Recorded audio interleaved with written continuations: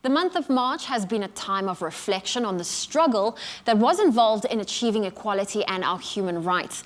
And it's a time to gain a better understanding as to why we need to always work hard to uphold the Bill of Rights, which is enshrined in our Constitution.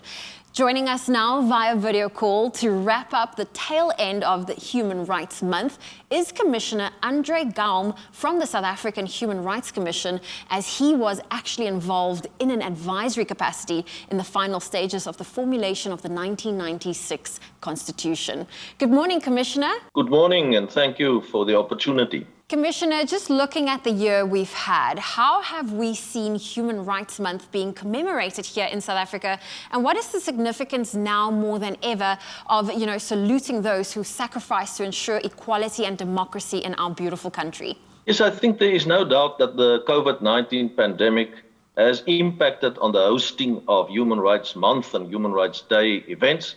However, there have been very good examples of good initiatives taken. For example, the virtual Human Rights Festival being hosted by Constitutional Hill, bringing to the fore the impact of COVID-19 on human rights, the rule of law, and the direction South Africa and the world could and should be taking after the crisis. On the 25th of March, last Thursday, the Commission hosted a webinar in collaboration with the Public Protector on the convergent role of institutions established under Chapter 9 of the Constitution in the protection of human rights.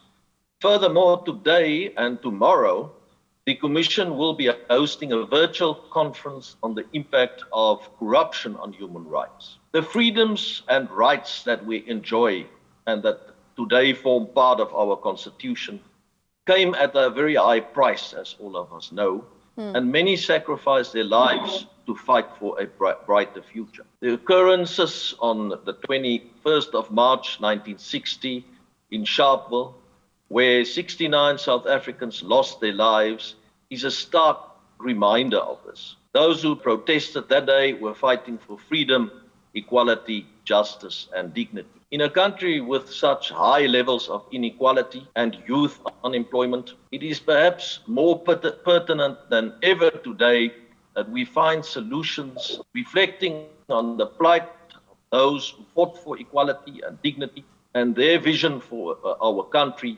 is therefore a very good place to begin. Well, I know that we are celebrating 25 years of the South African Constitution, and it's long been considered one of the most progressive in the world.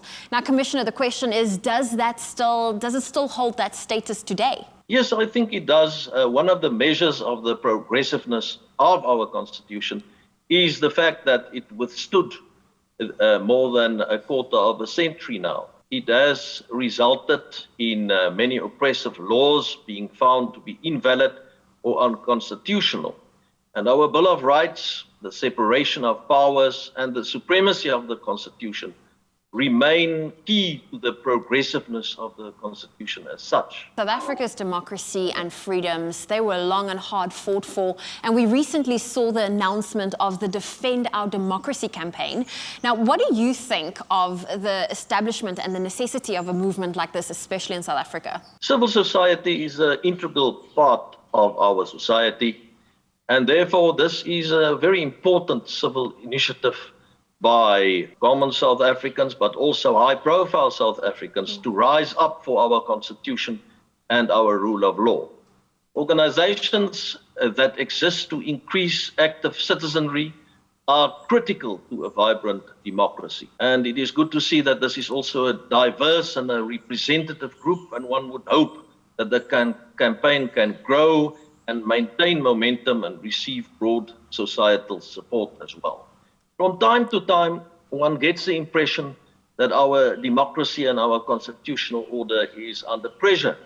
But it is still good to see that the courts, Chapter 9 institutions remain strong and apply our Bill of Rights without fear, favor, prejudice, and independently. It is, of course, vital that the rule of law in the country is upheld and respected by everyone.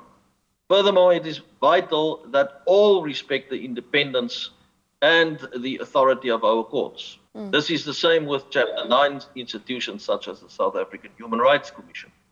The courts and these institutions are key components of our democracy.